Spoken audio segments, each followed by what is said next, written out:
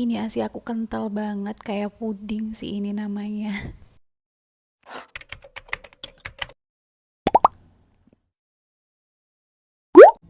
Hai Mams, Assalamualaikum. Gimana nih kabarnya? Semoga semua dalam keadaan sehat ya. Di video kali ini aku mau berbagi beberapa tips yang aku dapat dari pengalaman aku sebelumnya, khususnya pengalaman mengasihiku ya Mams. Banyak mams di luar sana yang ingin banget memaksimalkan BB anaknya di 6 bulan pertama karena mumpung belum MPASI gitu ya, masih ASI eksklusif. Makanya di sini aku mau coba berbagi 5 tips untuk menaikkan berat badan bayi di 6 bulan pertama kehidupannya. Ternyata meski cuma ASI eksklusif bisa banget loh mams. Semoga tipsnya bermanfaat ya. Selamat menonton. 6 bulan pertama kehidupan bayi itu menurutku krusial banget. Karena pada saat-saat inilah kita bisa memaksimalkan berat badan bayi hanya dari ASI kita ya mams. Jadi semuanya ada pada kontrol kita.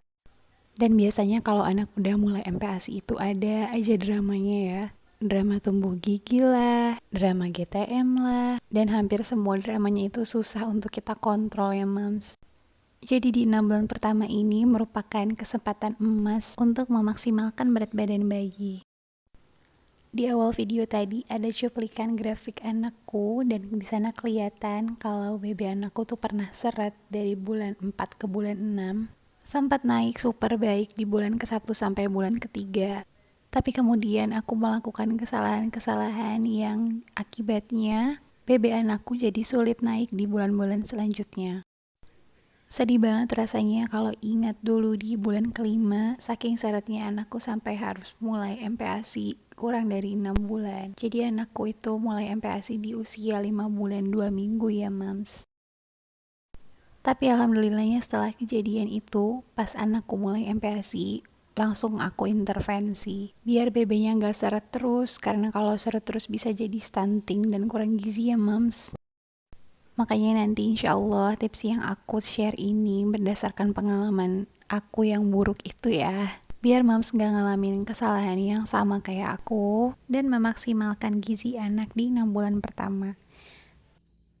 Sebelum kita masuk ke tips-tipsnya, di sini aku mau ingetin mams kalau kondisi gizi anak itu nggak cuma dipengaruhi oleh asupan gizi ketika dia sudah lahir, tapi juga asupan gizi ketika dia di dalam perut kita. Makanya aku selalu wanti-wanti banget mams-mams yang hamil itu untuk tetap konsumsi vitamin secara rutin. Jangan pernah di skip-skip dan benar-benar perhatiin apa yang mams makan setiap harinya.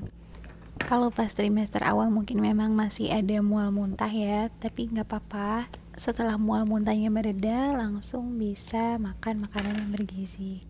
Dan yang gak kalah penting lagi, sebelum melahirkan, banyak baca-baca tentang ilmu menyusui. Soalnya itu akan membantu mom siap secara mental. Nah, tips nomor 1 ini berkaitan sama ilmu menyusui ya. Jadi di 3 hari pertama, itu kita jangan panik kalau misalnya ASI kita keluarnya cuma sedikit, atau kelihatannya tidak keluar sama sekali. Karena pengeluaran ASI itu berkaitan banget sama hormon ya mams. Salah satunya hormon prolaktin, yang dimana hormon ini baru akan keluar itu setelah plasenta kita lahir atau keluar dari tubuh. Jadi wajar banget kalau ASI yang keluar itu sedikit banget atau bahkan kelihatannya nggak ada. Karena hormonnya pun baru keluar sesaat setelah kita melahirkan. Sangat jarang ya mams kasus dimana ASI itu nggak keluar. Biasanya bisa didiagnosis kalau ASI kita bermasalah itu jika hari keempat ASI kita masih belum keluar. Di pengalamanku sendiri, ketika hari pertama aku melahirkan, itu kalau aku coba pompa payudaranya, itu sama sekali nggak keluar air susunya. Tapi aku tetap terus susuin anakku, karena dengan kita terus nyusuin anak kita, itu akan memancing produksi ASI juga. Untuk cek ASI kita cukup atau enggaknya itu bukan dari jumlah kuantitas ASI kita ya mams, tapi dilihat dari jumlah dan frekuensi buang air kecil dan buang air besarnya bayi. Apalagi bayi berumur 1 hari atau 2 hari itu lambungnya masih kecil banget, segede kelereng gitu ya mams. Jadi jumlah ASI yang sedikit pun sebenarnya sudah sangat cukup. Tips selanjutnya adalah pelekatan harus benar. Di sini maksudnya pelekatan menyusui ya mams, antara mulut bayi dengan areolanya ibu.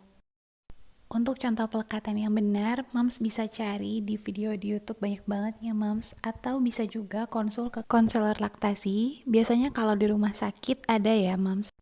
Nah, sekalian konsultasi bisa juga minta untuk dipijat laktasi.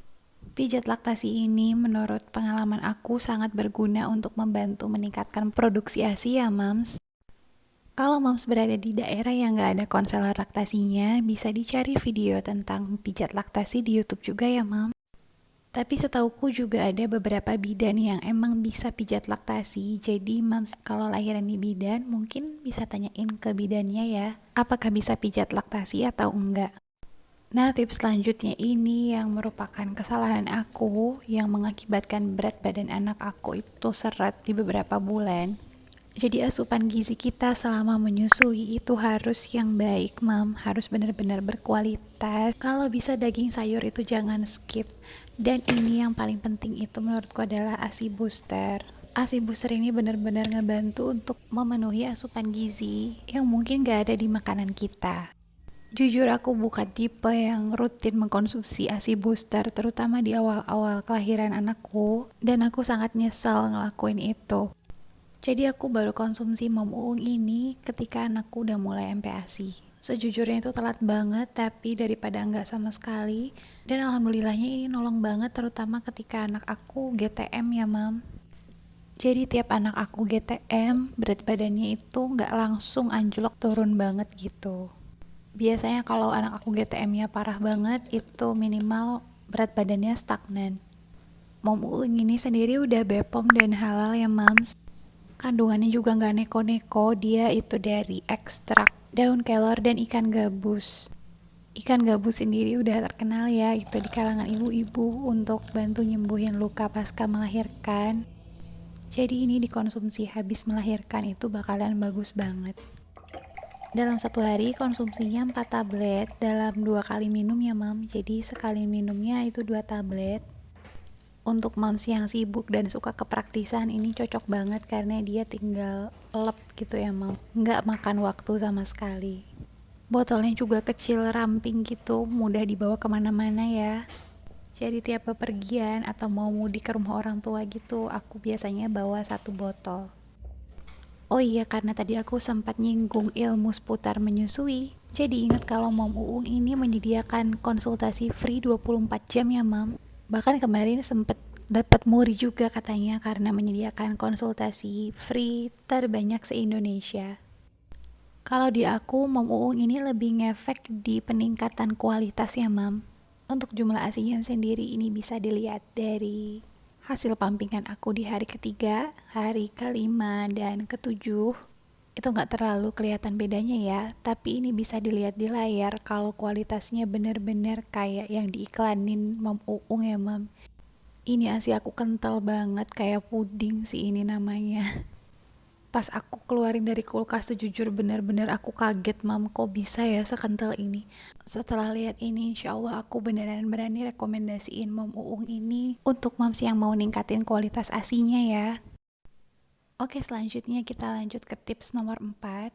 Ini berkaitan sama jadwal pumping ya mams. Jadi pumping itu jangan terlalu sering, karena kalau terlalu sering itu juga nggak bagus, karena akan beresiko hiperlaktasi atau air ASI yang berlebihan. Jadi ASInya itu terlalu banyak dan kurang berkualitas, atau bisa dibilang lebih banyak formilknya dibanding hindmilknya. Saran aku biar efektif, pumpingnya dilakukan di malam hari di mana hormon prolaktin itu lagi tinggi-tingginya ya mam. Nah, jika moms bekerja, jumlah durasi dan frekuensi pumpingnya bisa dikira-kira ya.